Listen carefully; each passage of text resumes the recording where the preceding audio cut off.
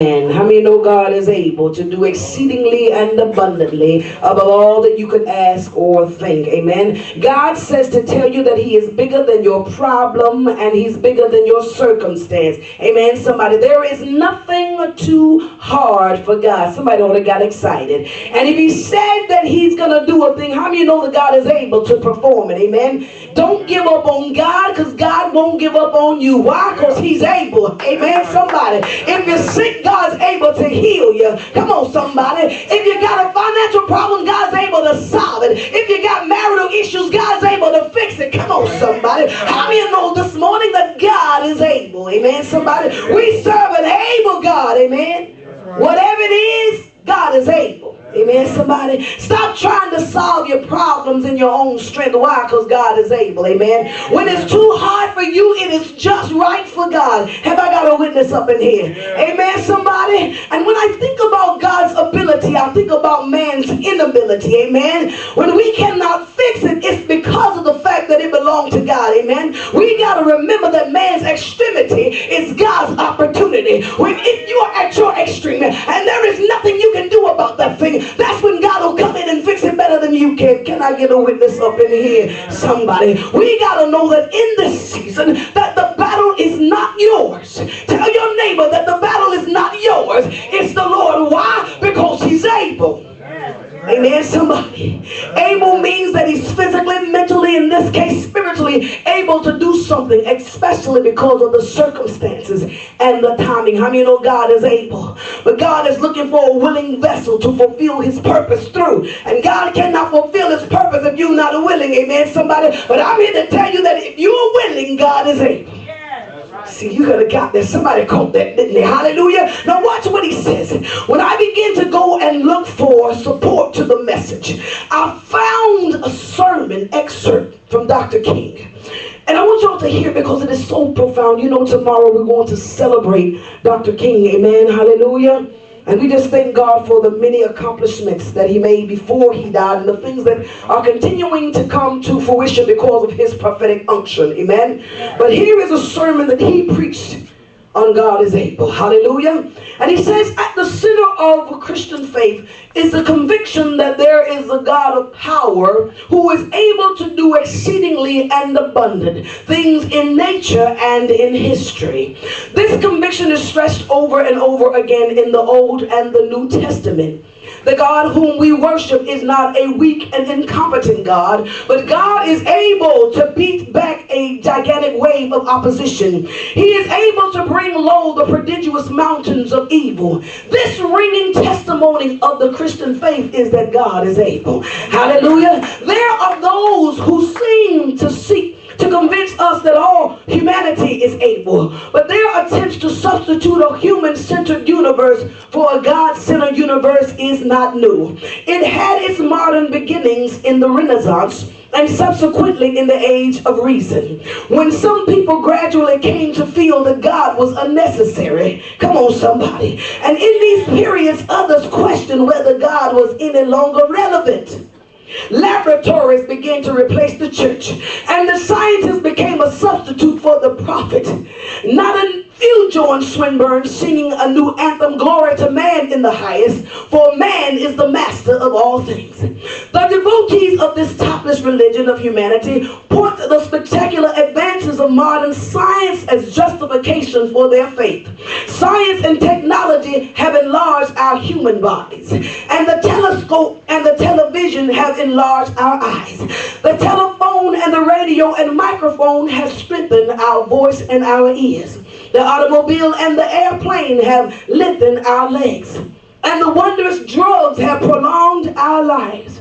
Have not these amazing achievements assured us that humanity is able? But alas, something has shaken the faith of those who have made the scientific laboratory the new cathedral of our hopes. The instruments which yesterday we worshiped today threaten to plunge us all into the abyss of an environmental catastrophe.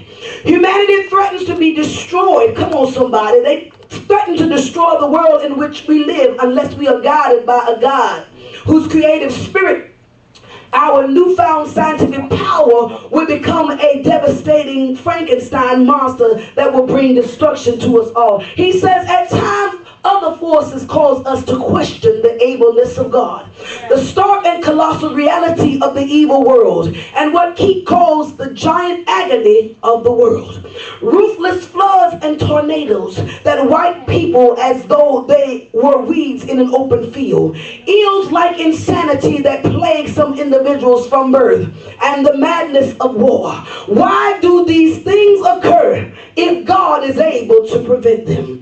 This problem, namely the problem of evil, has always plagued the human mind. And of course, much of the evil that we experience is caused by our own folly. Can I get a witness in here? Ignorance, and also by the misuse of our God-given freedom. But he says beyond this, I can only say that there is and always will be a pneuma, and that is an unclear and uncertain mystery of things surrounding God. But what appears at this moment to be evil may have a purpose that our finite minds are incapable of comprehending. So in spite of the presence of evil and the doubts that lurk in our minds, we shall not surrender the conviction that our God is able. Have I got a witness in here? Come on, somebody. And because of men like Dr. King, because they were confident and relentless in their faith, in the God that we serve, come on, somebody, we are going to witness history. Come on, somebody. Tomorrow we're going to celebrate Dr. King, amen. But on Tuesday we're going to witness President Barack Obama swearing in as our 44th president. The first African American, come on somebody, the first African American president. Why? Because God is able. Come on somebody. How many know that there is nothing too hard for our God? Amen, somebody. And somebody here today is going through a hard place, amen. But the Bible says that the whole creation is groaning for an answer.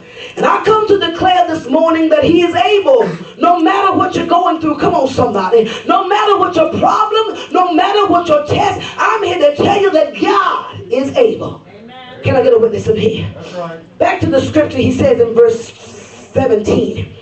Shadrach, Meshach, and Abednego had decided that they were not going to bow to any God but our God, amen. And because of this, they were being threatened with a fiery furnace. But their reply to the king was, if it be so, our God whom we serve is able to deliver us. You ought to tell somebody, regardless to what the enemy threatened me with, my God is able to deliver me. Come on, talk about me, but God is still able to bless. Come on, somebody. Lie on me, scandalize my name, but God is still able. Come on, somebody. Shut the plant down. God's still going to fix. Come on, somebody.